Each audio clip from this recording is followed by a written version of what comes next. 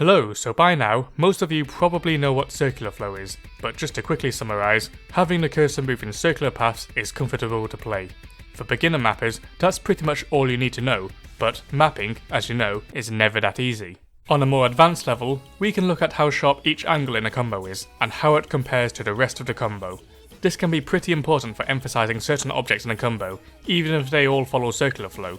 When following circular flow, your cursor has a certain rotational speed it is travelling at, and changing this rotational speed will put some pressure on the player, so we can simply use this to our advantage by keeping similar angles between jumps for when the music is mostly the same, and changing the angle to emphasise specific notes. This is why airman jumps are, for the most part, easier to hit than the jumps you see on those stupid jump training maps. They are still both satisfying to play if you can actually hit the notes, but the former usually makes more sense in terms of mapping.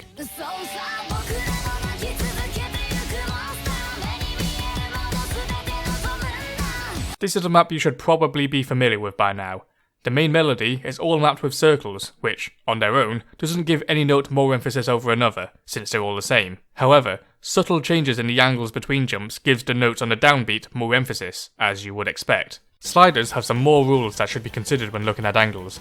For circles, you click and move on to the next one, so there are two paths involved, the entry path and the exit path. For sliders, there is the entry, the following path, and the exit path. One extra variable to consider. Depending on how you orientate the slider, this can add emphasis to the head or the body of the slider. We know from before that sharper angles means larger changes in speed or direction, which adds emphasis, and also that following circular flow is comfortable and reduces emphasis. From this, we can deduce four main ways to orientate a slider to emphasize it in different ways. The first is having the entry and the following path in line with each other. There are no sudden changes in the direction, and so the path the cursor moves in is a smooth one. This also applies to circular movements as well. These are ideal for those notes that aren't particularly important. Next, we can have a smooth entry path going into a sharp following path. Here, the player needs to change directions to follow the rest of the slider after hitting the head. This adds emphasis to the body of the slider, which is good for those strong held notes.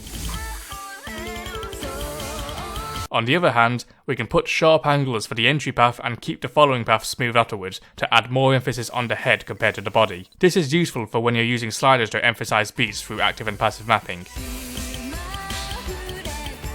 Finally, we can add extra emphasis almost to the whole slider by putting both the entry and the following paths at sharp angles to each other. These can still be comfortable to play, but it adds extra pressure on the player due to all of the speed and direction changes that are happening.